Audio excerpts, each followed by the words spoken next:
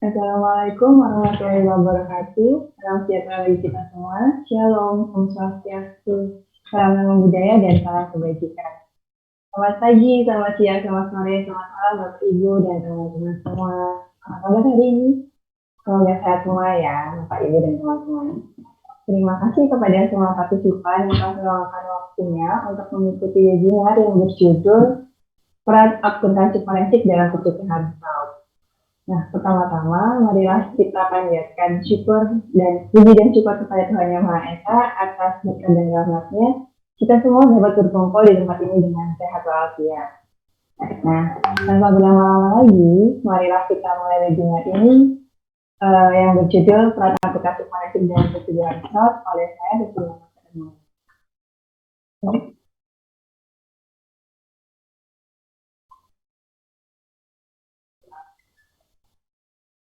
Oke, tak kenal maka tak sayang. Nah, perkenalkan, nama saya Cecilia Rosa Hermawan. Pendidikan terakhir saya adalah D3 Akuntansi di Universitas Airlangga. Saat ini saya sedang menempuh pendidikan S1 Akuntansi Transfer di Universitas 11 Maret. Untuk pengalaman kerja, saya pernah bekerja menjadi staff accounting di kantor jasa akuntansi Sugeng Stejo, Surabaya.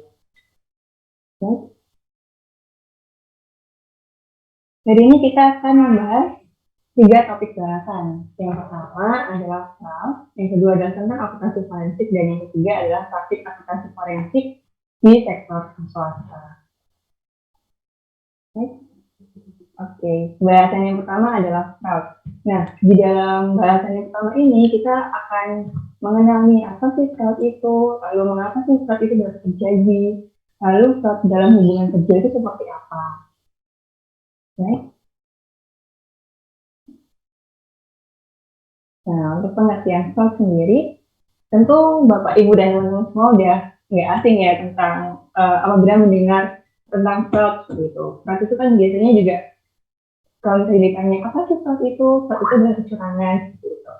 Nah, benar seperti itu. Fraud itu merupakan penipuan yang diupayakan oleh seseorang untuk mendapatkan keuntungan atas orang lain melalui gambaran yang salah. Nah, gambaran yang salah yang dimaksud di sini itu seperti apa sih?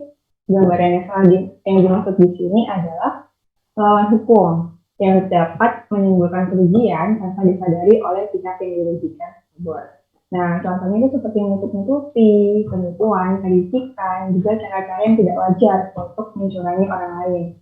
Nah, fraud itu dasarnya memang adalah kecurangan oleh manusia. Dalam Kitab Undang-Undang Hukum Pidana atau KUHP menyebutkan ada beberapa pasal yang mencakup pengertian fraud. Nah, di antaranya ada yang pertama, pasal 362 tentang pencurian, di mana menurut definisi dari KUHP itu adalah mengambil barang yang seluruhnya atau sebagian kepunyaan orang lain dengan maksud dimiliki secara melawan hukum. Lalu yang kedua ada pasal 368 tentang pemerasan dan pengancaman, dengan maksud untuk menguntungkan diri sendiri atau orang lain yang melawan hukum dengan memaksa seseorang yang mengatasnamakan kekuasaannya atau ancaman kekerasan untuk memberikan barang yang seluruhnya atau sebagian adalah kepunyaan orang itu atau orang lain, atau supaya membuat utang maupun menghapuskan piutang.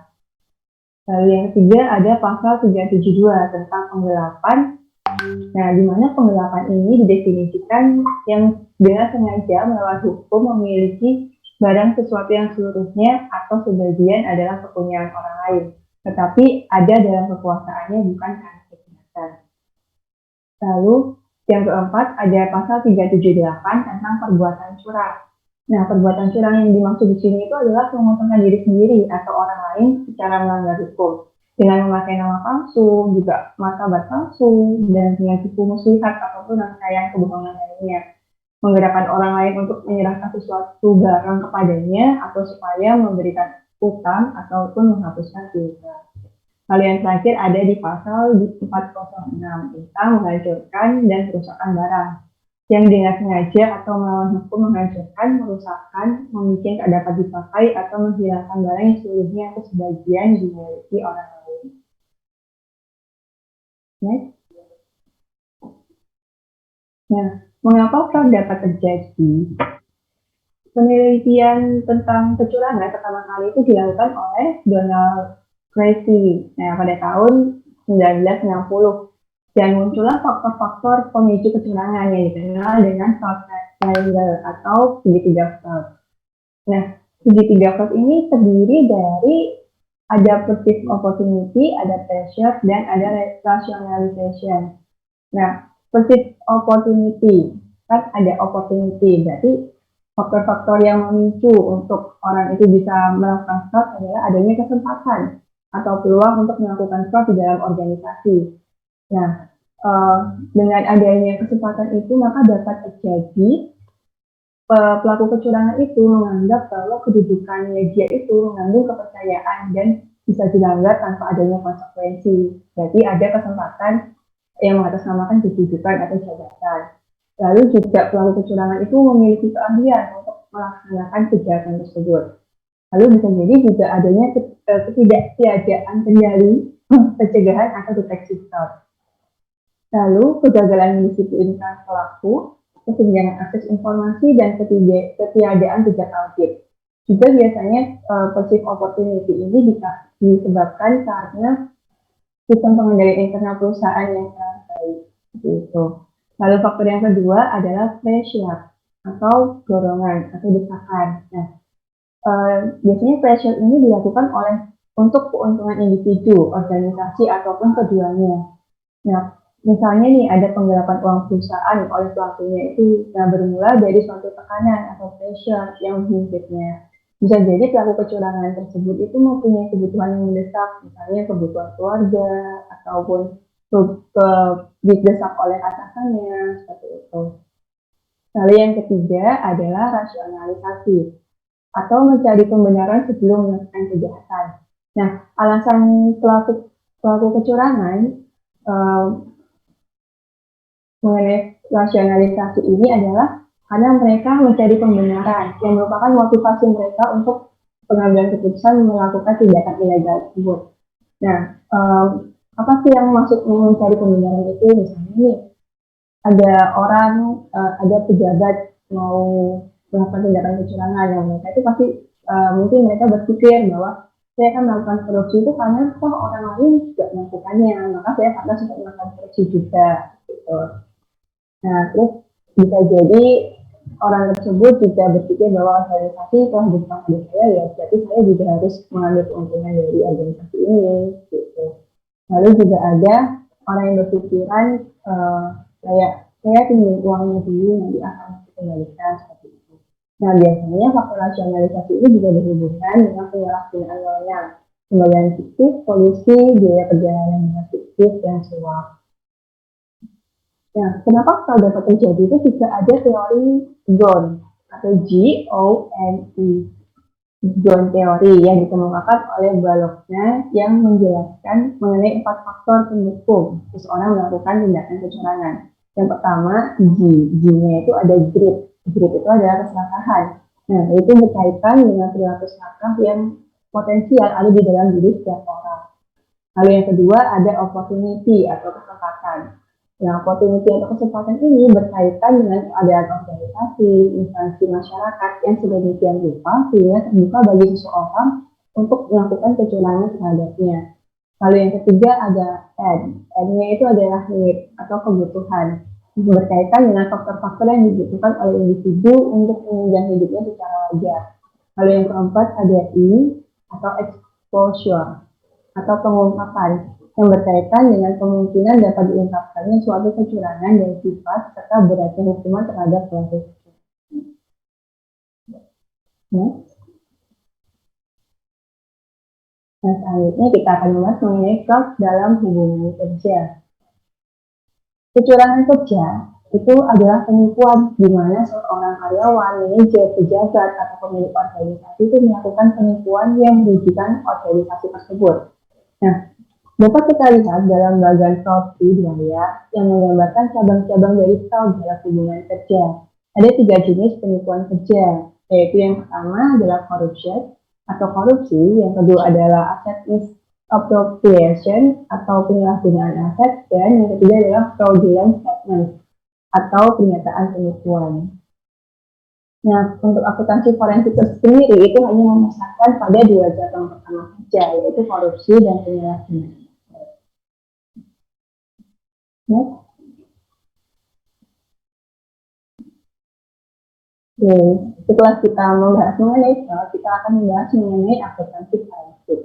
Nah, untuk pembahasan kedua ini yang akan kita ulik lebih dalam lagi adalah apa sih pengertian akuntansi forensik itu? Apa sih akuntansi forensik itu dapat dianalogikan seperti apa ya? Kok agar bisa lebih mendalami, memahami akuntansi forensik tersebut dan juga apa sih tren akuntansi forensik tersebut?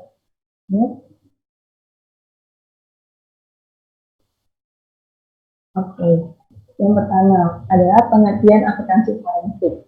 Akuntansi forensik ini sendiri itu bertujuan untuk menghalangi, mendeteksi, dan menyelidiki fraud. Nah, fokus akuntansi forensik ini lebih pada perkembangan bincang informasi faktual yang berasal dari bukti dokumen dan kesaksian bukti tentang siapa, apa, kapan, di mana, bagaimana, dan mengapa dari ketidaksesuaian yang dicurigai atau diketahui. Nah, berdasarkan semua investigasi, penyidik akuntansi forensik itu menilai dan mengukur kerugian atau bentuk lain dari kerusakan organisasi dan merekomendasikan dan juga mengimplementasikan tindakan korektif. Lalu sering termasuk perubahan proses akuntansi, kebijakan, dan tindakan personalnya. Untuk mengambil akuntansi forensik ini juga bertugas untuk mengambil tindakan pencegahan untuk menghilangkan kecenderungan terjadinya masalah lagi. Temuan penyidik akuntansi forensik dan rekomendasi dapat membentuk dasar dari kesaksian yang dalam proses litigasi atau tindakan pidana terhadap pelaku. Untuk lingkup penyelidikan dan bukti yang dikumpulkan dan didokumentasikan harus mampu memenuhi tantangan yang mungkin dibawa oleh pihak yang terpengaruh atau regulator yang skeptis. Nah, analogi selanjutnya adalah analogi akuntansi forensik.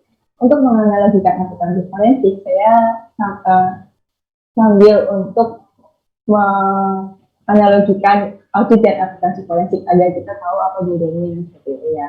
Kalau misalnya audit, kita menganalogikan audit itu sebagai petugas patroli, di mana petugas patroli itu memeriksa dan mengamati elemen-elemen yang terlihat untuk tanda-tanda perilaku yang tidak sesuai, mulai dari pelanggaran kecil untuk membuktikan bahwa kejahatan besar mungkin telah dilakukan.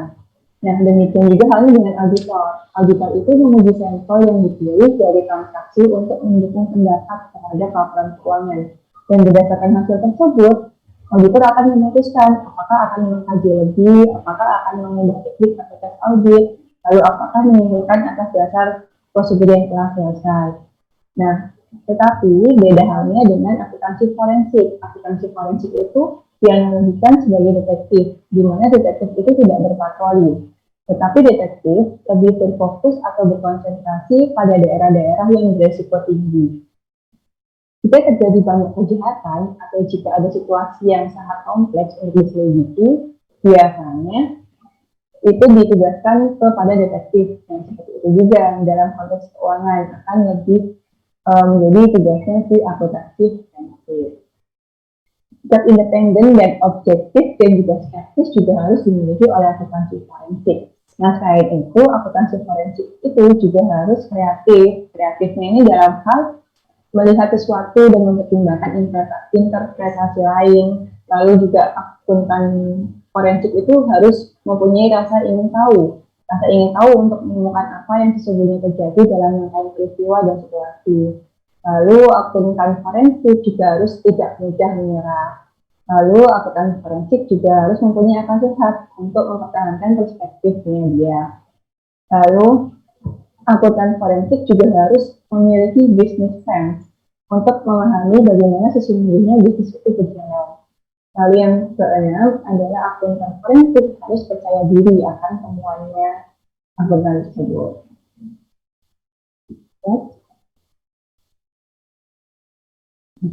Selanjutnya adalah peran akuntansi forensik. Dalam jurnal Wiratmaja 2010, itu terdapat 4 penerapan pendekatan dalam akuntansi forensik yang dirancang untuk menyediakan analisis dan bukti yang memadai atas suatu asersi yang nantinya dapat dijadikan bahan untuk pengambilan berbagai keputusan di pengadilan.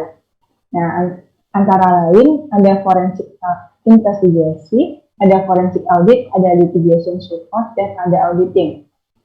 Untuk forensic investigation itu merupakan pemanfaatan keterampilan khusus dalam penyelidikan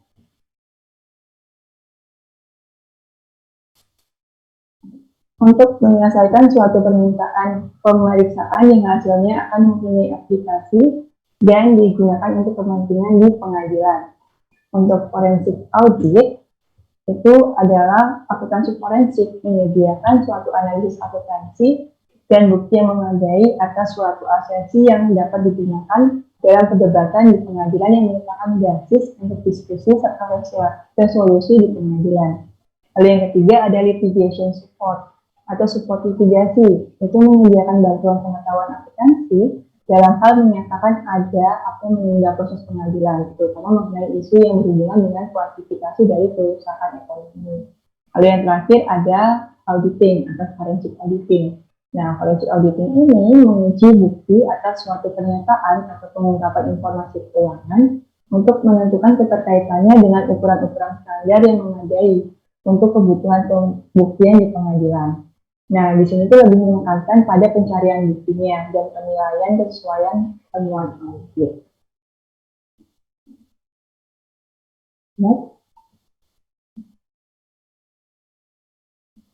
Nah, pembahasan kita yang terakhir adalah praktik akuntansi forensik di perusahaan swasta.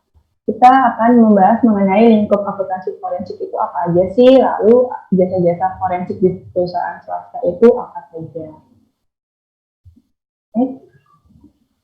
Oke, untuk lingkup akuntansi forensik itu ada yang pertama penghindaran atau penipuan pajak, yang kedua penipuan sekuritas, yang ketiga pencucian uang, yang keempat perselisihan keluarga dan perkawinan, yang kelima adalah kerugian ekonomi bisnis dan kebangkrutan, yang keenam ada aset tersembunyi atau disalahgunakan, dan yang ketujuh ada klaim asuransi. Ya. Nah, berikutnya adalah jasa-jasa forensik di perusahaan swasta.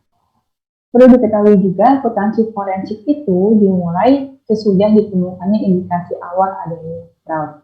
Nah, untuk jasa-jasa forensik di perusahaan swasta sendiri itu meliputi investigasi keuangan dan fraud, lalu ada teknologi analitik dan forensik.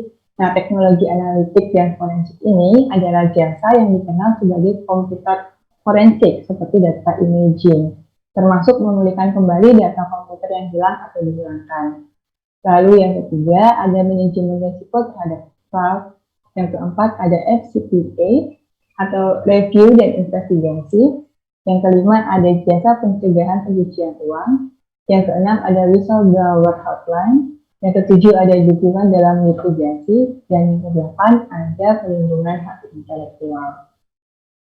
Ya. Baik, sekian pemaparan materi webinar hari ini. Apabila ada pertanyaan, silahkan bisa di kolom chat ataupun raise hand dan unmute. Terima kasih. Apakah ada pertanyaan dari partisipan? Oke, dari Mas Rian di Pasubagio. Boleh unmute? Izin bertanya Mbak Cecilia.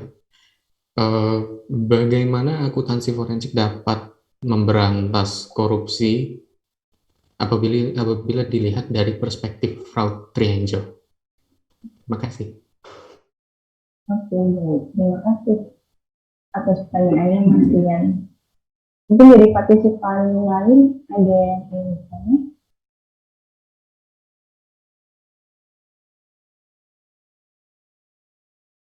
Oke, sambil kita menunggu pertanyaan dari partisipan lain, saya akan menjawab mengenai pertanyaan dari Mas yang di Pasubagio dulu. Jadi pertanyaannya adalah bagaimana akuntansi forensik itu dapat memberantas korupsi apabila dilihat dari perspektif fraud triangle-nya. Nah, fraud triangle itu sendiri itu kan tadi ada 3 gitu kan ya. Yang pertama ada opportunity, yang kedua ada rasionalisasi, dan yang ketiga ada opportunity, rasionalisasi, dan yang ketiga ada pressure atau tekanan. Nah, untuk peran akuntan forensik sendiri dalam pemberantasan korupsi itu adalah dengan pendekatannya untuk mengungkap dan menyediakan alat bukti tindak kejahatan korupsi di pengadilan. Dalam perspektif fraud triangle tentu memiliki aplikasi yang luas. Nah, akuntansi forensik itu dengan profesi akuntansi forensiknya bisa menghambat keyakinan dari pelaku atau calon pelaku keyakinan dari korupsi tersebut, bahwa ada peluang untuk melakukan korupsi dan tidak ada profesi atau lembaga yang mampu mengungkapkannya. Nah, akuntan forensik itu juga dapat mengambil peranan dalam upaya pengungkapan tindak pidana korupsi atau dalam strategi detektifnya tadi yang sudah saya jelaskan. Nah, secara sistemik, prosedur-prosedur investigasi dalam audit forensik itu memang berbeda dari audit pada umumnya. Untuk akuntansi forensik itu sejak awal memang dirancang untuk mengumpulkan dan menyediakan bukti untuk kepentingan litigasi atau kepentingan persidangan di pengadilan yang menghasilkan temuan audit yang lebih bermanfaat dibandingkan pada umumnya. Lalu juga akuntansi forensik itu dirancang untuk mengumpulkan dan menyediakan bukti audit yang lebih mendalam lagi seperti itu. Nah, dalam konteks strategi detektif auditnya itu akuntan forensik itu menerapkan prosedur-prosedur investigasi yang memadukan kemampuan investigasi bukti keuangan dengan muatan transaksinya dengan investigasi tindakan pidana dan dengan muatan untuk mengobservasi niat atau modus operandi dari pelakunya. Seperti itu, Mas Rian, apakah sudah menjawab? Terima kasih atas jawabannya, sangat menjawab sekali. Baik, terima kasih Mas Rian untuk pertanyaannya. Mungkin dari partisipan yang lain ada yang ingin bertanya? Jin bertanya. Ya, apakah ada persamaan dan perbedaan antara audit dan akuntansi forensik? Terima kasih. Oke, terima kasih atas pertanyaannya Mas Narendra. Nah, tadi pertanyaannya Mas Narendra adalah apakah ada persamaan dan perbedaan antara audit dan akuntansi forensik, seperti itu ya. Nah, ada tentunya. Kesamaan audit dan akuntansi forensik itu diantaranya adalah dua-duanya ini, audit dan akuntansi forensik ini harus mengetahui mengenai industri dan perusahaannya, termasuk praktik dan proses bisnisnya. Lalu audit dan auditor maupun akuntan forensik itu juga harus mengetahui mengenai prinsip-prinsip akuntansi yang berlaku umum dari yurisdiksi yang bersangkutan. Lalu audit dan akuntan forensik itu juga interpretasinya pada dokumen dan catatan bisnisnya itu juga sama. Nah, tetapi perbedaan utamanya audit sama akuntansi forensik ini adalah untuk akuntan forensik itu dengan audit konvensional lebih terletak pada mindset-nya. Seperti yang sudah saya jelaskan tadi bahwa untuk audit sendiri itu kita analogikan seperti petugas patroli dan sementara akuntan forensik itu seperti detektif. Nah, di mana akuntan forensik itu lebih menekankan pada keanehan dan pola tindakan daripada kesalahan dan keteledoran seperti pada audit umum. Jadi intinya audit umum itu lebih menekankan kepada kesalahan dan keteledoran, tetapi akuntan forensik itu lebih menekankan kepada keanehan dan pola tindakannya. Nah, untuk prosedur dalam akuntansi forensik itu juga menekankan pada analytical review dan teknik wawancara yang mendalam. Walaupun tidak menutup kemungkinan juga untuk akuntan forensik untuk menggunakan teknik audit umum seperti pengecekan fisik, rekonsiliasi, konfirmasi. Juga akuntan forensik biasanya berfokus pada area-area tertentu saja, misalnya hanya pada penjualan atau pengeluaran tertentu yang telah terjadi tindak kecurangan, baik dari laporan pihak dalam ataupun orang ketiga. Nah, agar dapat membongkar terjadinya kecurangan, maka seorang akuntan forensik itu juga harus mempunyai pengetahuan dasar akuntansi dan audit yang kuat. Lalu juga pengenalan perilaku manusia dan organisasi, pengetahuan tentang aspek yang mendorong terjadinya kecurangan, pengetahuan tentang hukum dan peraturan, pengetahuan tentang kriminologi, victimologi, juga pemahaman mengenai pengendalian internal perusahaan. Seperti itu, Mas Nalendra, apakah ada tanggapan? Baik, terima kasih sudah menjawab pertanyaan dari saya. Oke, terima kasih Mas Nalendra. Mungkin dari partisipan yang lain ada pertanyaan? Apabila belum ada, webinar kali ini saya tutup. Terima kasih atas partisipasinya Bapak, Ibu, dan teman-teman sekalian. Selamat pagi, selamat siang, selamat sore, dan selamat malam. Wassalamualaikum warahmatullahi wabarakatuh.